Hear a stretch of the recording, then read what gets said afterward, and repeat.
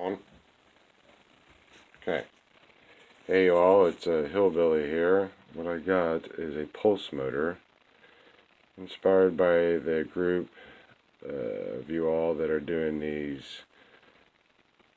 Oh man, when I got into it was the very first set of pulse motors, and then we started, or you guys started doing, you went to, oh geez, it was Stirling engines that had pulse motors tied to them, and you name it. I think Lid Motor just put one up not too long ago with that same attachment again, so they're kind of a revise of it. But what I do, I travel around a lot, so I can't have all those cool toys honking around with me, because I have a few of them myself. Put it this way, I got this sucker that I built after Habdad's with his little motors. These are the motor I've came across to build. I have MFC, multifocal chorditis. I am blind as a bat. But I try to copy everything you guys have off online. And the simple fact is that I have a computer with a good sized screen. Well, bam. And I can follow your blogs and such. Even followed one guy with Sterling MK, whatever it was back in the day, with these little Sterling engines. Bought an extra one, got crazy with it, and built the pulse on top of it. Yes, that thing will fire. I can throw a 9-volt on there. It goes off. And I got quite a few things. I also got this rigmarole here.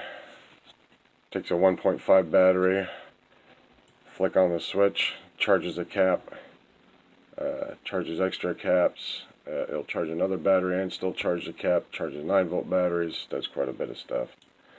But this is all from watching you guys online. Thank you very much for all your in-depth views, and especially these guys here. Those help out a lot. But back to what I was getting at to begin with. Sorry about the whines in the background. As his Havdad knows that the animals like to tease each other, and mine gets horrendously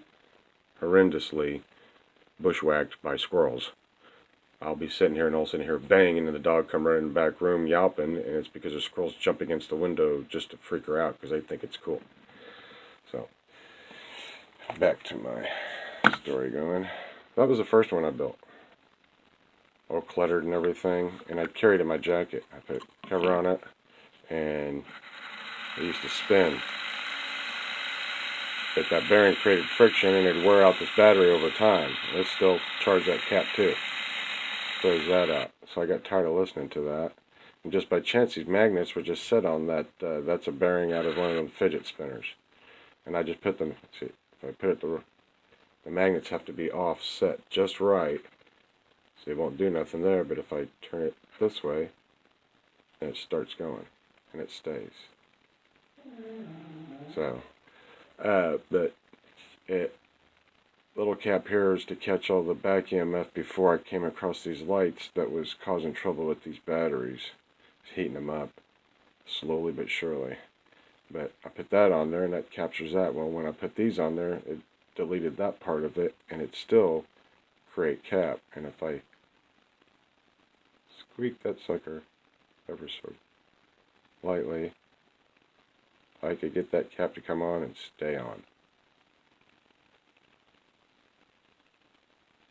It's going to make a little liar on me. I'm trying not to go over 6 minutes on this. I'm at 4 minutes now, but if I get it up there and get enough practice on holding it, you can feel it vibrate in your hand.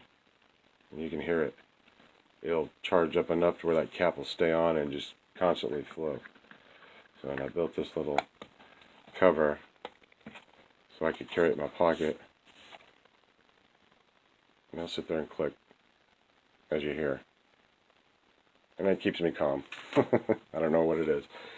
But this is my next one, because I wanted to make a axle that spun a little bit better and was quieter. This thing spun like a champ. It was quiet, but then over time the friction ate up that center rod.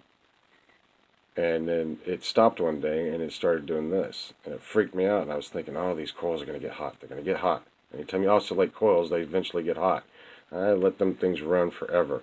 And I was using the Duracell 9-volt batteries in them.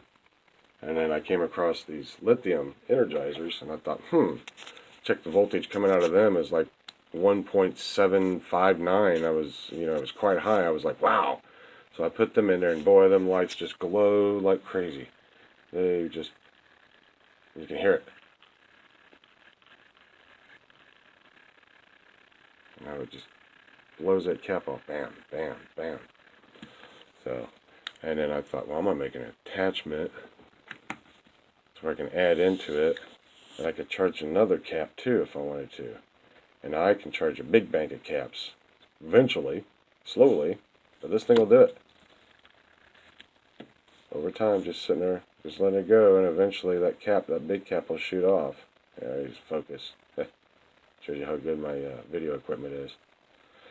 But, and I'm holding it. But I was hoping you guys would probably get into this and start coming up with some little, what I was thinking of calling them was, Altoids labs, pocket lab, something like that. Something cool, no big deal. Y'all have a great day. Keep up the good work, y'all.